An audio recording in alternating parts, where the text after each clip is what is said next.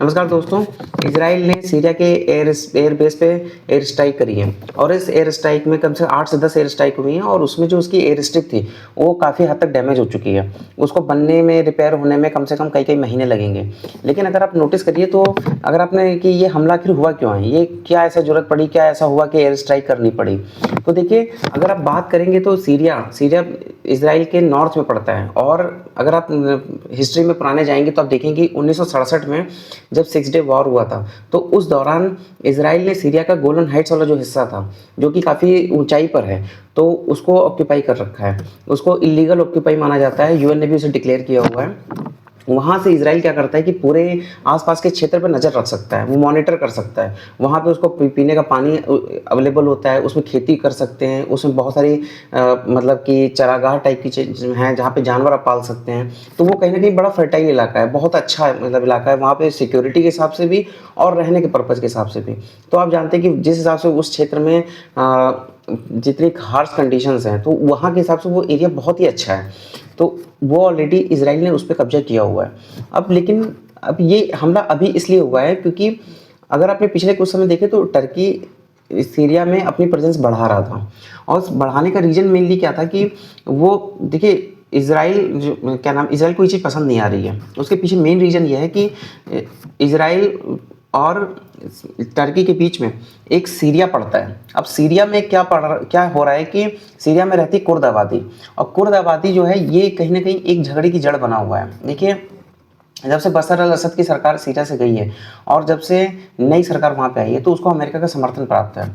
और उसमें अहमद अल सरा जो हैं, जो पहले की एक इनामी और एक तरीके से आतंकवादी थे, वो हर संगठन में रह चुके हैं। वो अलकायदा में, ISIS में भी रह चुके हैं, इसके अलावा वो और भी संगठनों में रह चुके हैं और वो उसको पूरी तरह अमेरिका ने समर्थन दिया हुआ है।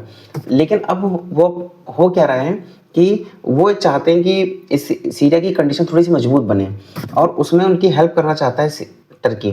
लेकिन इसराइल चाहता है कि ऐसा ना हो, क्योंकि देखिए, इसराइल हमेशा क्या करता है कि अपने दुश्मन ढूंढता है, वो दुश्मन बनाता है और उसकी उसकी मंशा ये है कि अगर सीरिया कमज़ोर रहेगा, छोटे छोटे टुकड़ों में बटा रहेगा, वो उसका बल्कनाइजेशन हो जाए, वो छोटे छोटे हिस्सों में टूट जाए, गवर्नमेंट उतनी मजबूत ना हो, ताकि उसको इजराइल जो है वो धीरे धीरे करके उस पर कब्जा कर लेगा।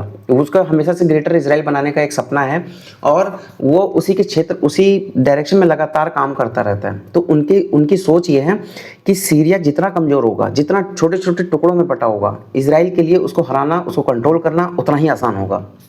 लेकिन अगर इसीलिए वो कुर्द लोगों को, जो कुर्द आबादी है वो अपने लिए अलग कुर्दिस्तान की मांग करती है, इसी वजह से उसको बढ़ावा देता रहता है। लेकिन अगर आप बात करें कि ये टर्की के लिए क्या इंपॉर्टेंट है, क्योंकि देखिए टर्की में भी कुर्द आबादी रहती है और टर्की जो है वो, कुर्द जो आबादी है वो टर्की के लिए एक बहुत बड़ा चैलेंज बना हुआ है। अब चैलेंज बनने से क्या हो रहा है कि टर्की के लिए ये हमेशा से एक मतलब पीस के लिए बहुत ज़रूरी है कि वो कुर्दों को कंट्रोल में रखें।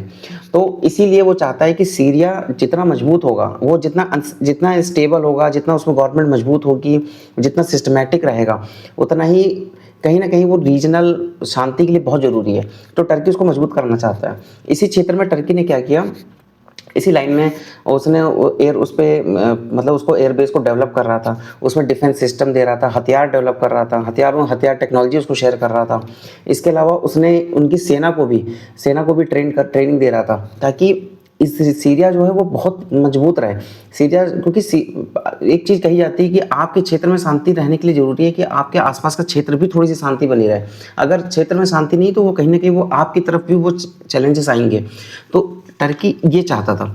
लेकिन अब टर्की जो है, लेकिन इसराइल को ये चीज़ बिल्कुल पसंद नहीं है। आपको कॉन्फ्लिक्ट तो दोनों ही तरफ है, लेकिन अब इसराइल ने क्या किया, उसने देखा कि ये हिस्से में इसराइल चाहता है कि कभी भी कोई ताकत ना डेवलप हो पाए, ऐसी कोई डिफेंस कैपेबिलिटी ना डेवलप हो पाए कि इसराइल के लिए वो खतरा बन सके।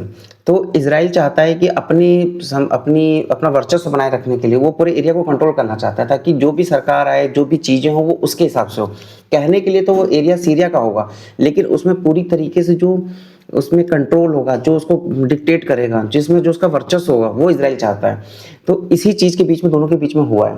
और इसराइल ने, अगर आप देखें तो ये बहुत ही बड़ी जियोपॉलिटिक्स की मतलब हलचल है, क्योंकि पहले भी इसराइल ने कई मंचों पे ये ये बताया है कि ईरान के बाद टर्की अगला ईरान होगा, और दूसरे नंबर पर पाकिस्तान का भी नाम उसने लिया है। तो टर्की को पता है कि आज नहीं तो कल ईरान इसराइल जो है उसके लिए खतरा बनेगा, और इसराइल आपस में कॉन्फ्लिक्ट तो होएगा ही होएगा। तो इसीलिए दोनों देश जो हैं, टर्की और इसराइल, कहीं ना कहीं सेना युद्ध की तैयारी में लगे रहते हैं, वो लगे हुए हैं, क्योंकि दोनों को पता है कि आज जैसे ही ईरान से ये मामला शांत होगा, ईरान के बाद अगला नंबर टर्की का होगा। तो टर्की को अपनी तैयारी करने में वो लगा हुआ है, उसको पता है कि आगे, आज भले मामला शांत है, आज भले, और ये चीज़ भी सबको पता है कि जिस दिन टर्की जो है वो नाटो का पार्ट है, नाटो का जो एक जो उसका क्लॉज कहता है कि अगर एक पे हमला होगा तो बाकी देशों पे हमला माना जाएगा और बाकी सब देश उस देश को बचाने जाएंगे। लेकिन तो टर्की एक उतना कमज़ोर देश नहीं है। टर्की की खुद की कैपेबिलिटीज है, उसकी सेना है, उसकी टेक्नोलॉजी है, उसके पास एक अच्छी जियोपॉलिटिकल लोकेशन है, उसके पास नाटो का मेंबर है, उसके पास सब चीज़ अवेलेबल है। और जैसा कि आप इसराइल, जैसा कि बाकी देशों में आप समझते हैं, तो उसके पास जो विकसित देश में चाहिए सारी चीज़ें उसके पास हैं, एक अच्छी डिफेंस ताकत है। लेकिन आपको पता है कि अमेरिका की पॉलिटिक्स में ज्यूस कम्युनिटी का कितना बड़ा रोल है, ये आप जानते हैं। इजराइल की लॉबी इतनी हद तक है कि अगर आगे टर्की और इजराइल का अगर झगड़ा हुआ तो अमेरिका सिर्फ और सीधे तौर पे इजराइल के साथ ही खड़ा होगा। तो उसको कहीं ना कहीं ये चीज़ पता है, तो उसके लिए अपने आप को मजबूत बनाना बहुत ज़रूरी है। और अभी देखने वाली बात, लेकिन हालांकि इजराइल ने इस बात को भी बोला है कि अगर टर्की जो है वो बिना नाटो के आर्टिकल 5 में यह कहा जाता है कि अगर किसी देश पे हमला होगा तो बाकी देश हमला करेंगे, उसको बचाएंगे, इसको एक्टिव करे बगैर वो टर्की को टारगेट करना चाहता है। तो ये आने वाले समय में ये बहुत ज़रूरी होगा देखना कि किस तरीके से ये घटनाक्रम आगे बढ़ता है। बाकी जो है इस वक्त अगर आप देखें तो इसराइल के खिलाफ, इसराइल और इन सब जो ये जिस तरह का महादखल चल रहा है, जिस हिसाब से ये मिडिल ईस्ट में हमेशा एक विनाश और डिस्टर्बेंस फैला रहता है, तो इसमें नए नए समीकरण बन के आ रहे हैं कि अभी जो लेटेस्ट मक्का एग्रीमेंट हुआ है जिसमें पाकिस्तान और सऊदी अरब और टर्की एक साथ मिल के आए हैं, तो कहीं ना कहीं ये चीन और रसिया ने उनको ये चीज़ सुझाया है, और कहीं ना कहीं ये जो संगठन बना है, ये मेन टारगेट जो इसका है वो कहीं ना कहीं इसराइल है। क्योंकि इसराइल का जो ओवर एग्रेशन है, जो उसकी इतनी महत्वाकांक्षा है कि वो पूरे देश में कब्जा, अपने आप को ग्रेटर इसराइल बनाना, कहीं ना कहीं उसको काउंटर करने के लिए बनाया गया है।